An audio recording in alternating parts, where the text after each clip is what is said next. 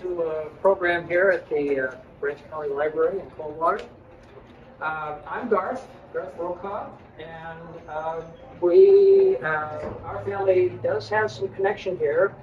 The closest connection right here in the library is the fact that my niece is on staff here, Megan Marsh, and she is the one that got me into this. My wife and I live in Rochester, New York, and so we had to do a little transportation to get the display here. I've been to programs about the history of American-made clocks that are PowerPoint. It ain't the same. Because to have them here and to have them running and listening to them, even though they're not all exactly accurate all the time, I think that's a much better environment for the presentation. Other connections here, our parents grew up in Quincy, graduated from Quincy High School a few years back, and grandparents lived there, and when my grandfather retired from the Union Church, he moved to Coldwater. So I have Coldwater ties as well. So we're not total strangers to the area. I'm glad all of you have come this afternoon.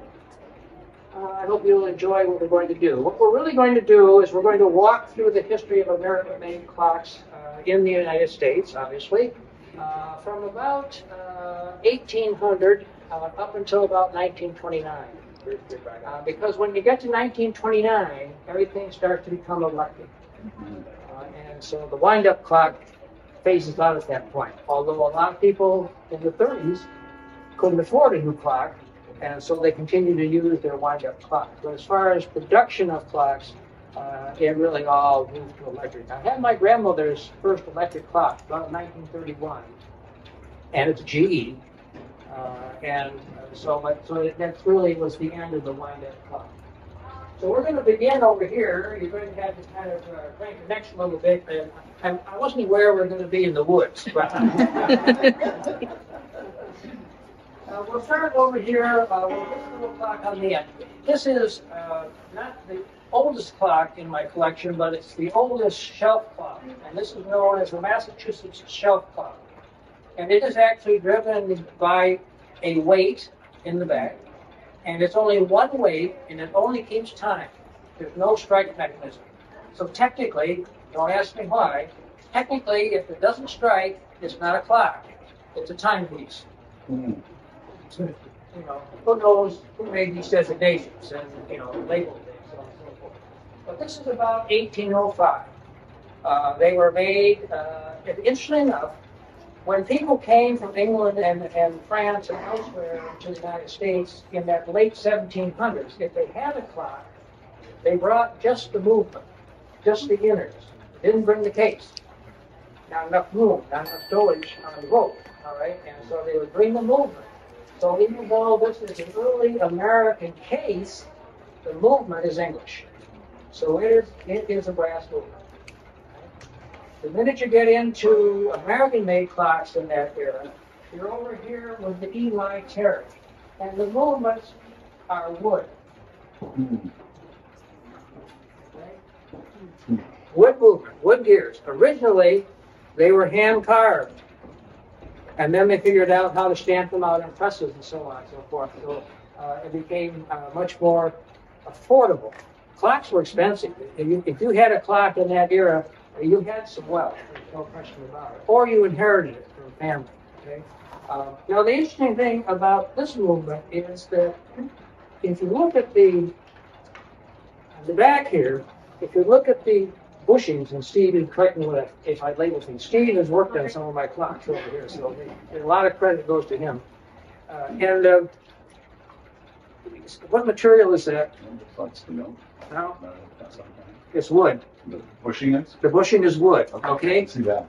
So, in places like Coldwater, Michigan, Rochester, New York, and other places around water, in the summertime, besides the heat, what do we get? Humidity. What does humidity do to wood? Swells, okay? Not good timekeepers in the summer. All right? Not good timekeepers in the summer. These are wooden movements. Eli Terry was really the first major American clockmaker. This is his style of case. This is not this is not one of his clocks, but this is the era that he built clocks in, and it was built by an apprentice of his. I found this to be a very interesting tiny little book, and it was written by Chauncey Jerome. Chauncey Jerome was kind of the second American clockmaker, and we'll talk a little more about Chauncey in a few minutes. But he wrote this book, and it's the history of clockmaking from 1800 up to about 1850. Not a very long history, but it's a long time ago for us now, right? One of the things, the reason I refer to this is, one of the things he talks about is this business of apprentices, or people that would come to work. Most of these shops were just individuals, and then they would hire people, and they made the movements. Most of them did not make the cases. They outsourced that to, what? Carpenters.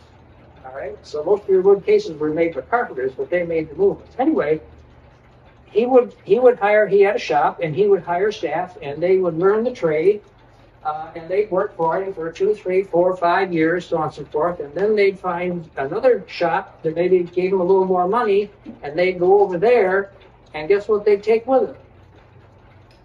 The trade secrets. Industrial espionage. All right? Some things never change. Some things never change. Chauncey Jerome. So, on this one, and I left intentionally up the door off of this so that you can see there wasn't movement. And this is the label that came off of that clock. What does that label say down there? Right at the top. What does it say right at the top? Improved. Well, how do you suppose they improved it? You got close to it. Got rid of the wood. That's right. And they started to use metal. They started to use brass. Okay? Now, the reason they had wood movements here is that brass wasn't available. You had to import it. You had to get it from England or France or Germany, and it was very expensive. 1790s, 1800, 1810. But by the time this clock was built, which is a slat and pillar, that's what they called them, don't ask me why, it was improved. And of course, you put a brass bushing in there, what? Keeps better time. All right? So they're improved.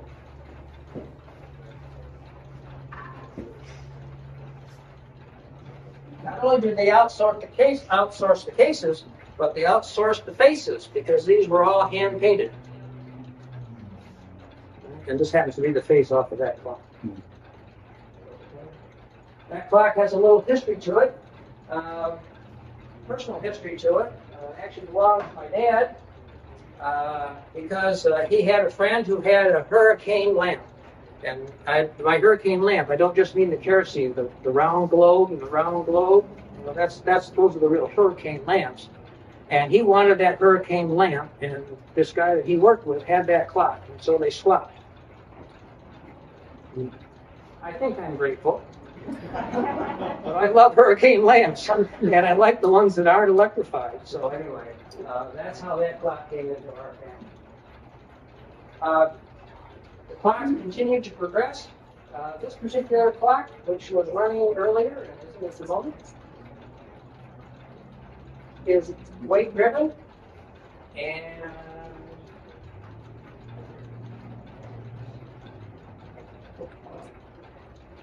has 2 weights in it. This size. I don't know, Steve. What do they weigh? You know? Yeah. Yeah. You want to have that? It's got some weight to it, right? Yeah. Okay. Yeah, exactly. And one goes in one side of the clock, and one goes in the other side. Why 2?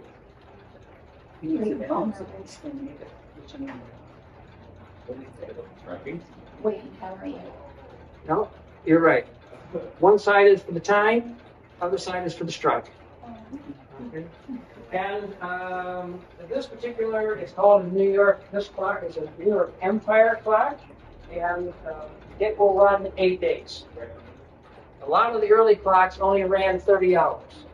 30-hour clocks are a pain, because you got to wind them every day, you know. But if you think about it, that's what they had, and it was part of their routine.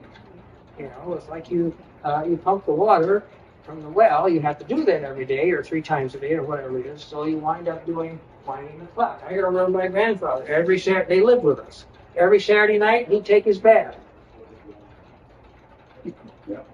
Once a week. And on the way up the stairs, he'd wind his pocket watch.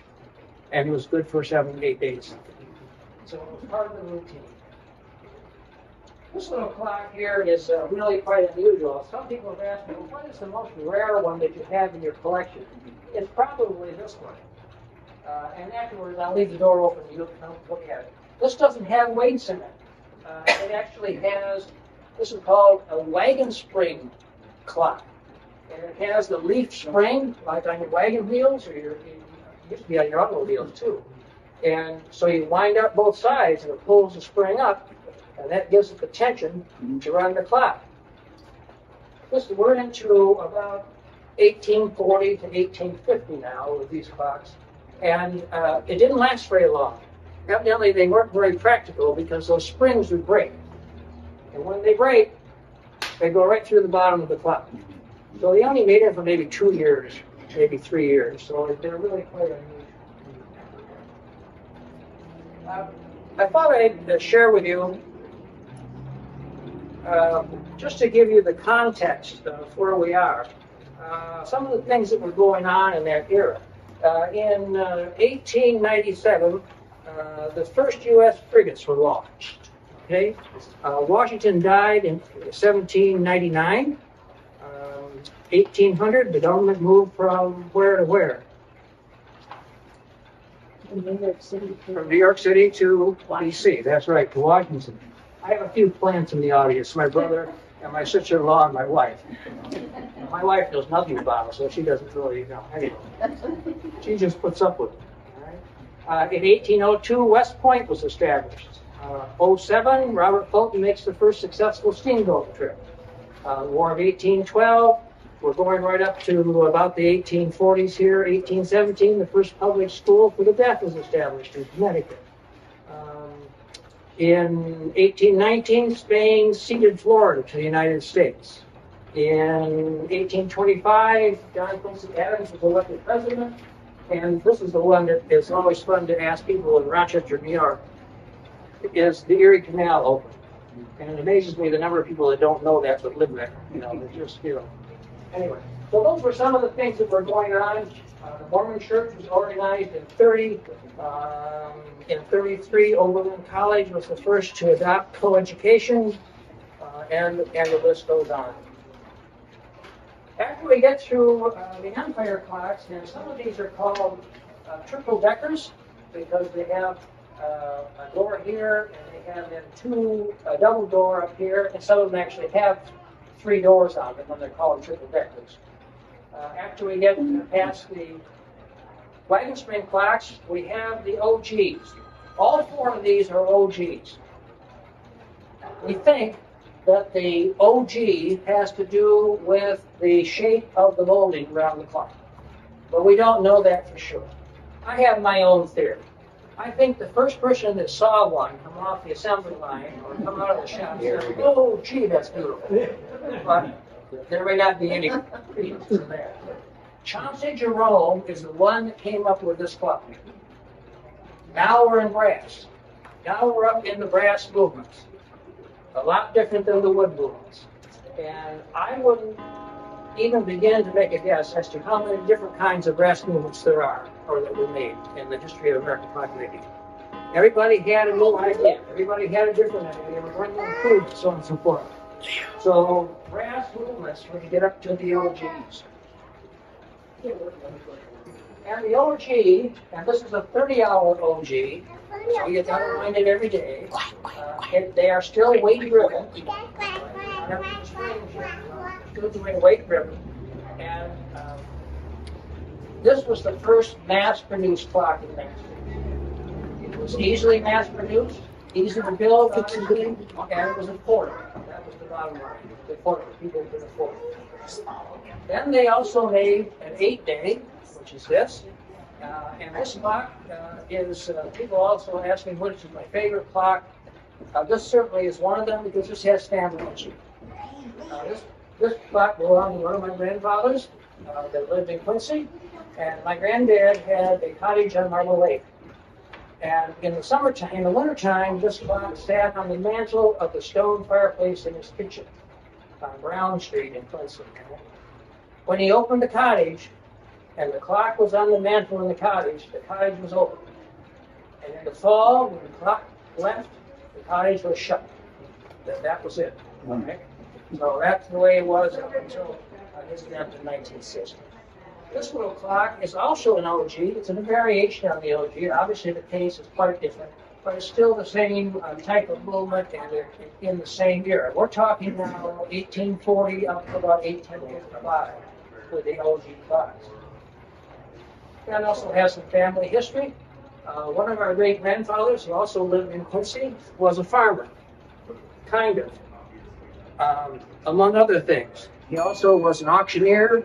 And the story is that at one of the auctions, we're talking in the late 1840s or early 1850s, that he held, he saw that clock and liked it. So he put it behind the stump until the auction was over, and he gave the person who he was auctioning for 25 cents for it, and took it home and gave it to my great-grandmother as a wedding present.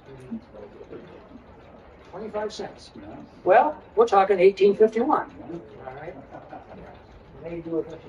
He was kind of an interesting person. He really, I'm kind of surprised he had 25 cents because he never had any money, according to my granddad. Never had a penny. He used to raise cabbage. He farmed on the east side of Quincy, and our understanding is that the cabbage plant, the fall, the processing plant, was on the west side. And now we're talking Depression, up in the 30s. And he'd fill up the wagon, hitch up the horse, go through the village, down Main Street to the processing plant. By the time he got there, he had no cabbage. Gave it all away. The OG case was copied later on. This is a miniature, but now this is a spring operated rather than a weight operated. It's also kind of interesting when you talk about how you wind up clocks. All of these clocks on this end were wound with cranks. Think Henry Ford, Model T, right? Cranks. That's how you wound them up. That was your key. And you're welcome to look at those when you come up later. So the whole business of timekeeping and clocks has had an impact in all parts of our society. In some cases, it has been with music. Think about it. What was one of the first songs you learned in school, or even before school? Hickory Dickory Dock. Okay, Hickory Dickory Dock. Anybody want to finish it? Mouse ran up the flag. Yeah. Clouds kept going and the mouse ran down.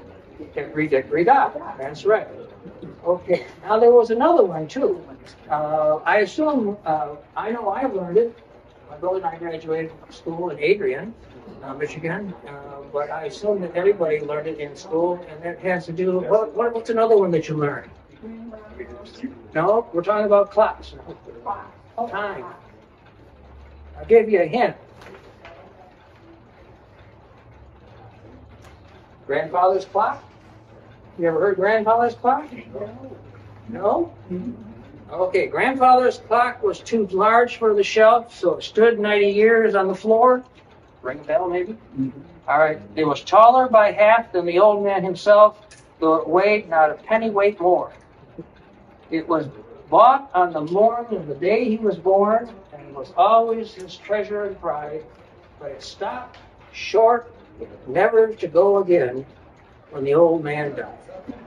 All right. Also influenced poetry. Here's a couple of poems. Listen to the kitchen clock, to itself it ever talks.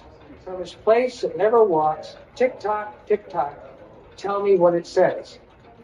I'm a very patient clock, never moved by hope or fear, though I stood for many a year. Tick-tock, tick-tock, that is what it says.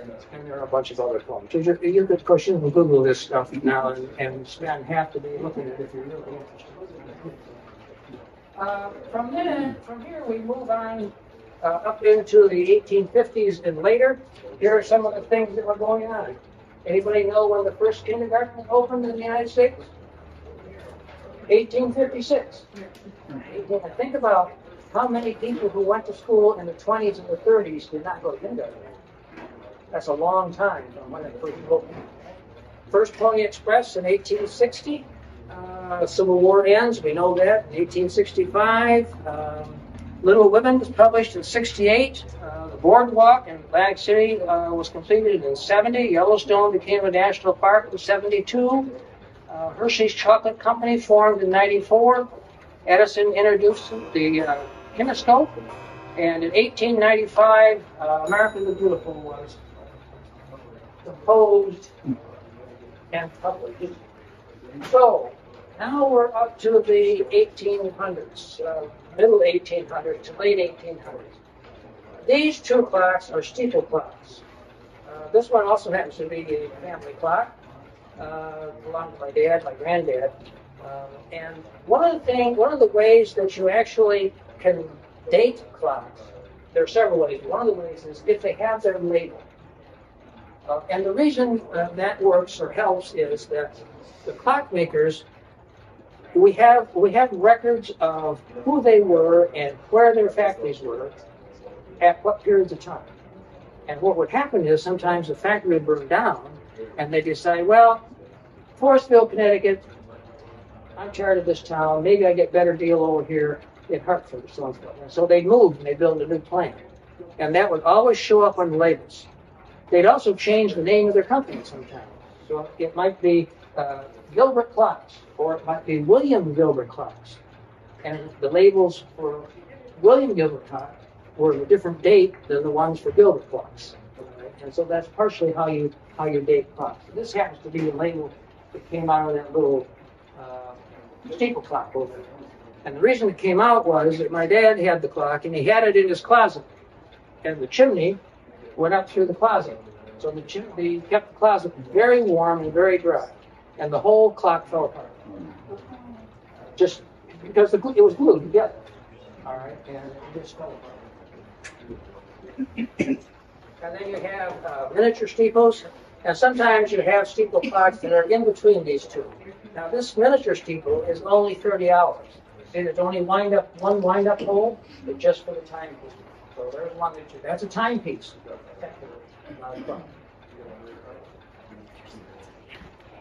In the middle to and up into the late 1800s, you find calendar clocks. These in the middle here, these four are all calendar clocks. Timekeeping up above, calendar down below. Gives you the date, it gives you the month, and the day of the week. If you know how to set the month. All right. It's a little, this guy knows it, but it's a little complicated to see. This particular one is a Seth Thomas. These three are Ithaca calendar clocks. The Ithaca, New York, the Ithaca Calendar Clock Company only made really calendar clocks.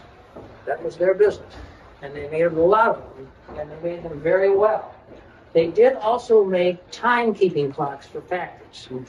So those two, occasionally you'll find a different model of clock from Ithaca, but those two lines of clocks was really what Ithaca did. And some of them were pretty plain and simple, like this one. And this was called their parlor calendar clock, and probably their fanciest, although it was one of their smaller ones. We also know that they shipped them at least to South America and Mexico, because I've seen this exact clock where the months are in Spanish. All right, so we know that if you think about shipping things like this around the world in 1870 or 1885, and so forth, because this is the era that we're talking about, in the late 1800s. Variations on the steeple. The steeple clock was very popular. And you can still find steeple clocks in jewelry stores now. Of course, they have quartz movement. But the case, the design has followed along in history. Some of them got very fancy. This is called an onion dome. 4 steeples. This is called the double steeple. It's actually 4 steeples. And these were kind of higher end clocks. fancier clocks, so I don't think they're any fancier than the calendar clock.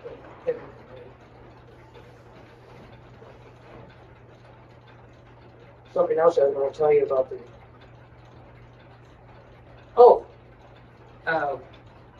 steeple clocks. Steeple clocks really caught on right after the Chicago fire, which was what, 1873, something like 1874. And the story goes, you know, we have two types of history. We've got facts that we're pretty sure of, and then we got story. I think we got more story than we got facts, but nevertheless, there's story around the steeple clock. The story is that when Chicago burned, most people, if they had clocks, had OGs. They lost them, right? By this time, the mechanisms were becoming more refined, and Michigan had a lot of lumber, and so they shipped a lot of lumber to Chicago, and the makers in Chicago turned them into clocks, and in particular the steeple clock. How true that is, I don't know. We know Michigan had a lot of lumber. We know Chicago burned. They lost their clocks.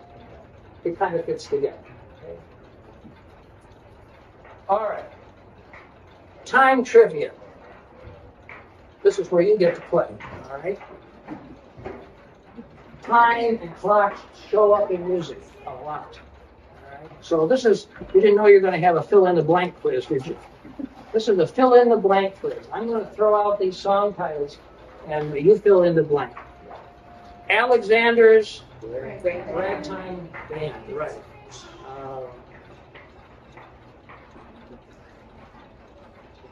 I Need Thee every hour. There you go. Need Thee. A good Methodist over here. Yeah. Right off the bat. It seems like blank times.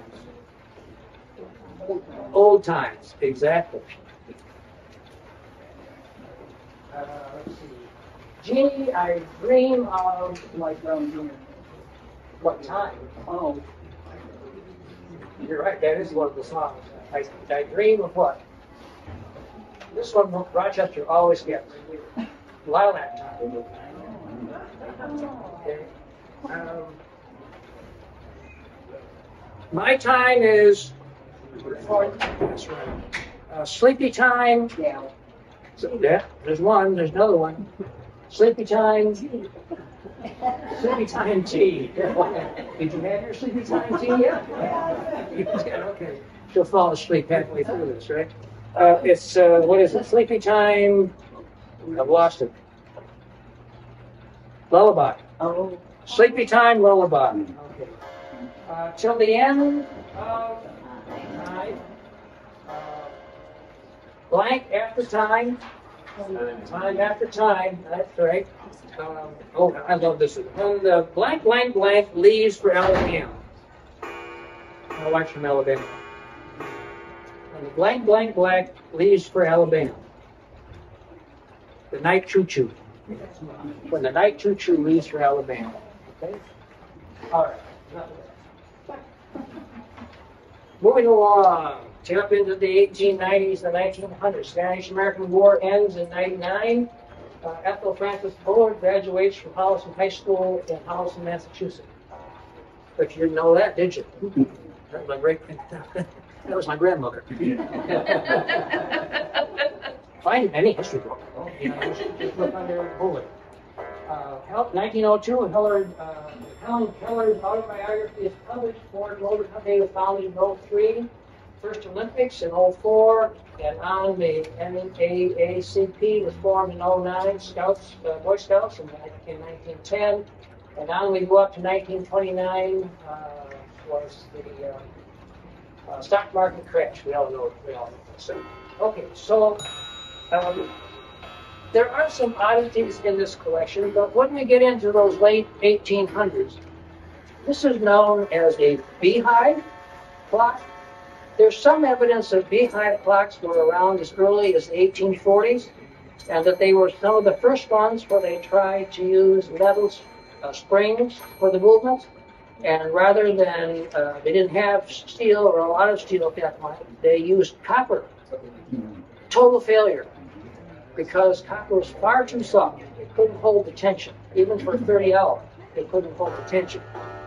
I love beehive clocks. They never really caught on. They were produced for a long time, right along with the steeple clocks and the walnuts, which we'll talk about next. But for some reason, they never really caught on.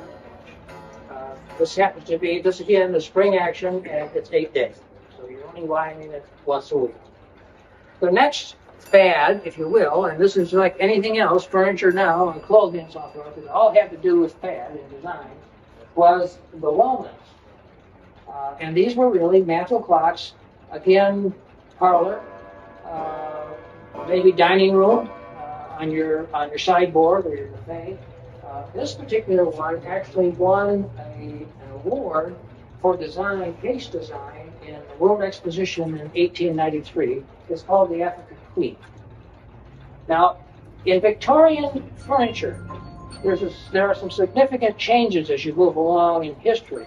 You have Victorian furniture, which has a lot of curves and so on and so forth to it, a lot of decorative design. At the very end, just before you get up to the arts and crafts, we're talking 1890s, they start making what's called Eastlake furniture. And Eastlake is more linear. This is Eastlake. See the difference? You begin to lose all that fancy stuff. Still got design and shape, but it's much more linear. You get straight lines, rectangles, squares, little boxes with cubes in them, so on and so forth, and triangles. And you get some of your fancier walnut parlor clocks in that era as well. That era lasts really right almost up to 1900, but in the meantime, about 1895, they introduced what's called the oak kitchen clock. These are oak kitchen clocks, and they got really crazy. They only lasted until about 1915, but in these models, I have seen cameos here of President McKinley, Admiral Byrd, and some other famous folks in the actually. Now, this is not carved wood. This is pressed wood, which means they soak the oak and then with big presses will press the designs. They have die cast and will press the designs into it. And they got pretty wild. We get this big square top on it. At the same time, we wind up with mission clocks. And one thing that, before I talk about mission clocks, one thing that changes too is pendulums. The pendulums on those clocks are really baubles. They're small. You can see them here, they're round, and in many cases they're not seen. Once you get up to what we're talking about right now, with the oaks and they begin to be seen, and so they become very decorative. And you get some that actually have a barometer on them. I have one where the jeweler has actually, who sold the clock, has his advertisement on the pendulum. And by the way, advertisement clocks are really high priced, and we'll talk about those in a minute. So pendulums change. You go to keys rather than cranes. So the whole industry moves forward. Now, I will say one more thing about wooden movements. If you look back at the clothing industry in the United States, at about the same time that they quit making wooden movements and went to steel or metal springs, buttons changed. What were they in the early, but what were they made of? Wood. All right, and then you start to get metal buttons. The same time you get metal movements for clocks. So there are parallels in terms of industry in different industries. The mission clock, again, story, lore, fact. The story goes that when people moved west, they would pack up their stuff in oak crates. And they would take their clock movements with them just for space. And when they got to the West Coast or Nevada or wherever they were going, Washington, they would break up the crates and make the cases for their clocks. And so these are called mission clocks. Again, this is late 1800s, the 1890s up to the early 1900s. And they begin to look a little bit like your arts and crafts. And of course, the industry caught on. Now, the clock industry in the United States was heavily Connecticut. almost all the big clockmakers were based in Connecticut. That just happened. We don't really know why, but that's the way it happened. It doesn't say they weren't made elsewhere. And particularly when you get into pocket watches, I mean, pocket watches in Elgin, Illinois, was probably the largest pocket watch company in the world at one time. Thunder, mission clocks. Everything starts to get smaller. This one's kind of strange. This is actually cast iron. It's a pretty heavy clock. But I don't really know what the date is on that, but I just stick it there because it's an oddball. I like oddballs. My wife thinks I'm an oddball. That's another story. You start getting smaller. These are called oak transition. Much smaller, much simpler. In this design, again, you're moving up towards that arts and crafts. And then you wind up with the black box. I cannot tell you how many 100,000 black boxes were made. And with the black box,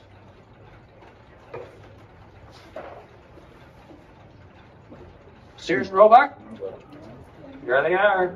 Nice. All right. And there were other models too that you could get. You could still get like the walnuts out of, but the black box became the clock. And we're talking 1900 to 1920-ish. Yeah, some of them were like $3.94. Mm-hmm. But you're talking 1900.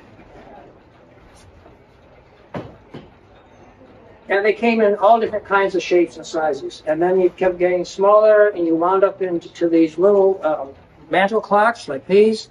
And the technology got better too, because these will run better than those over there. Okay, just because technology moves along. Right? Okay. The last case style of the wind-up clock was the timbre, which is this, and you'll see these to this day. This is a gift catalog from Monticello, Jefferson's home, and right up here you can get a timbre. I'm sure it's quartz, but you still get the same case, all right, in the timbre. And they came in different sizes as well. This is a timbre, a little timbre, right? And this one is just a wind up like you wind up your alarm clock. This happens to be a family clock, but from the other side of the family, my wife's side of the family. And then there are some other oddities. This is an alarm clock, all right, and it's called the night light, and you see the little bulb, all right. So not only does it ring, it doesn't ring; it bangs. This thing, if you let it bang, I think it would rock itself right off the table, right off your nightstand. But the light comes on and flashes at you as well. Okay. Alarm clock.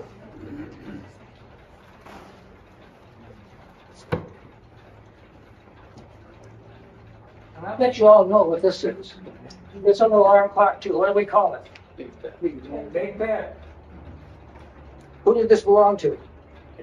This belonged to our dad and our granddad before. Dad used it up virtually to the day. Big Ben. Okay. So what's this? That's the baby bear. All right? Baby bear. All right. Another oddity is, well, not really an oddity, rather unique, and that is, this is a carriage clock. And this really came, the carriage clock concept came from England, from Europe. And they literally were a carriage clock because you had a leather case that they sat in, and you could take them in the carriage with you because they'll run pretty much no matter what you do to it. All right?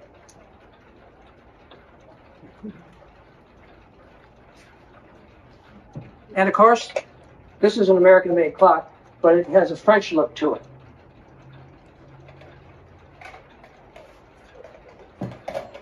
And this little guy actually is an alarm clock, believe it or not. And this is probably the newest of the collection. This was the clock my mother took to college. All right, this is her alarm clock.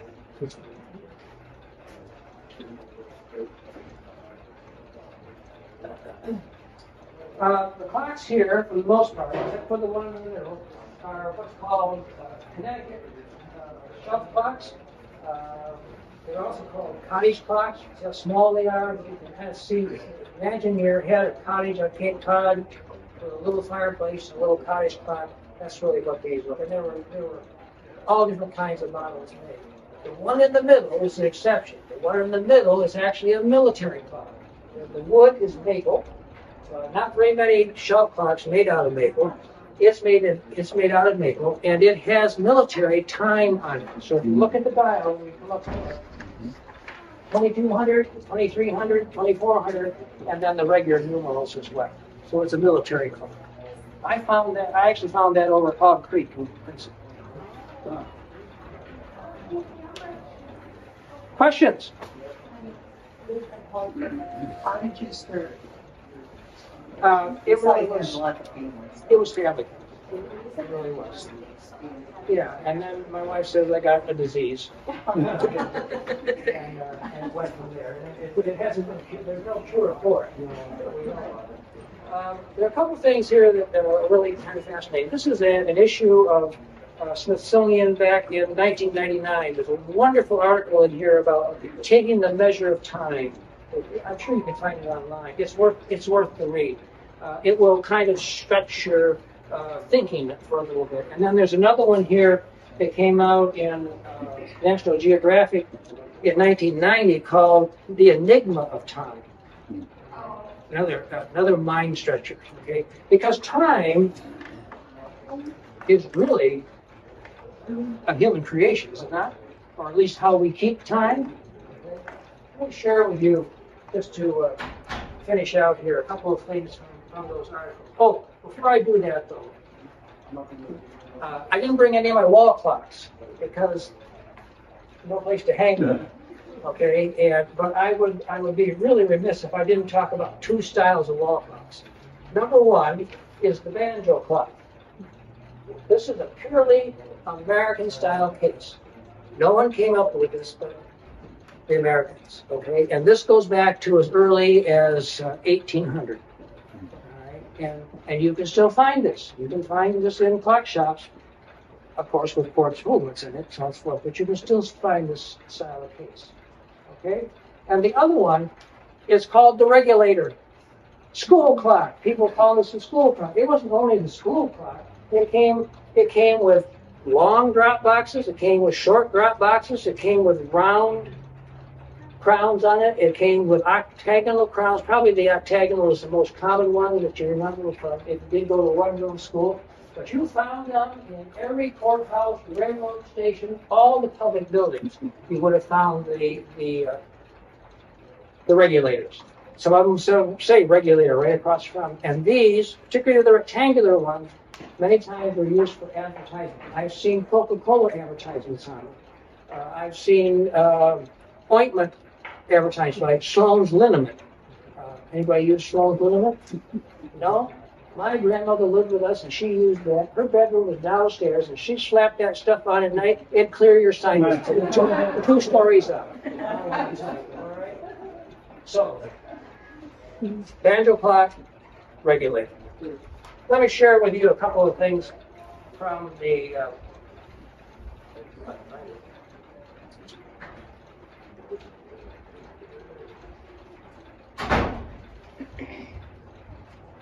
and by the way, there are a couple of handouts here. If you're interested in taking them, please do. Over there on the... I'm sorry.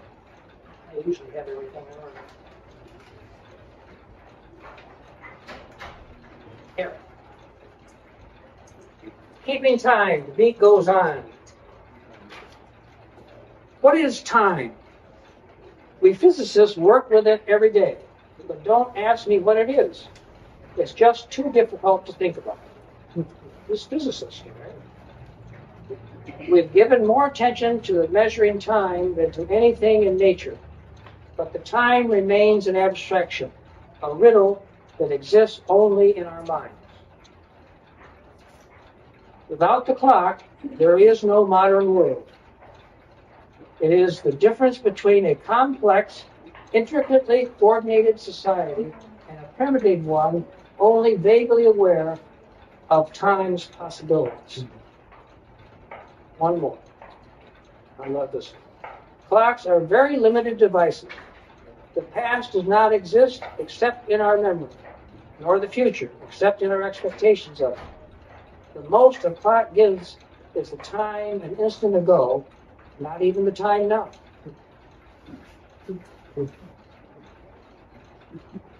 Tick, tick.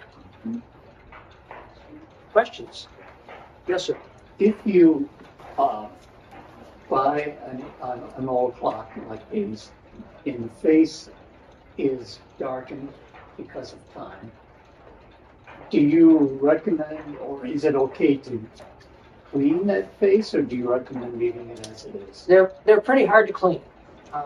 They can be replaced. You can get new paper faces and put over them, but they are pretty hard to clean because they are paper. And if you do that, does it lessen the value of the clock? It tends to, yes. It tends to. I tend to leave mine alone.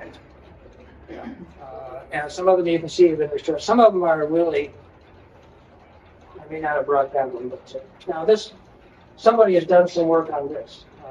And there's also such a thing as clocks that are marriages. So it may be a case, it may be a walnut, and someone has put a different movement in it. It's either earlier or later. And you can usually tell that because of the markings on the back where the movement's screwed onto the back. That happens frequently with grandfather clocks and grandmother clocks for tall hall clock, where the movement doesn't match the case. Those are not as valuable as if what's in there came with the case, so on and so forth. Yes? Now, there's a clock show in Rochester, correct? Am I getting that confused with something else? There is a National Association of Watch and Clock Collectors, and there are chapters all over the country. And every state has its own annual convention. And then there is a national convention, but that moves around the country. Now, they have a headquarters in Columbia, Pennsylvania, where they have a museum. And they have some really, really beautiful clocks. We actually have a heritage of clock builders. Back about 9 generations ago, there was a father and son, both named Isaac Brokaw, who built tall clocks. We're talking in the 1890s, or 1790s. Okay? And so I thought, that would be, I've seen them in books, but I actually saw one in the museum over in Evanston, Illinois, which again, my niece was responsible for taking me to see. And I thought, that would really be neat to have one. It was an Isaac Brokaw clock, in our homes. And so I went looking, and I found 3. The cheapest one was in Florida, running. It was in good shape, running, and they wanted $23,000 for it. So I said, okay, marriage, clock. Marriage, clock. Well, my wife's here today, so you know the clock. All right. Yes. Do you have any watches? I do. They are not, I'm interested in them, but they're not my specialty. I don't know as much about watches. I have a colleague who is now deceased, who actually repaired pocket watches, and he had a collection of 600 pocket watches. He's been gone several years. His wife is still biggie. Out. Yes. What were you saying about they call them timbre clocks? The timbres. Yeah. Timbre? Tambor. Tambour. Pardon? Was it just the style of it? Just the style of the case. Yeah. Yeah. It was a fad. It was just like everything else. Fads change. Yeah.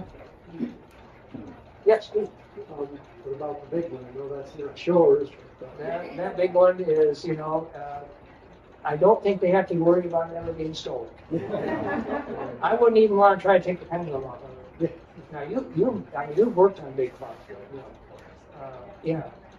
That's a regulator. Yeah, that's a style. Who's it made by? I don't know. This is a great room to put this on, for that clock there. The right backdrop, I guess. Anything else? Corner, we have the old tower clock. Yes. Yes. That was when the courthouse burned. Yeah. So The OGs, Yes. so many of them, and others have painting on them. Was there ever a significance? Did that follow like a current fad, or? Actually, there were quote unquote artists who did that.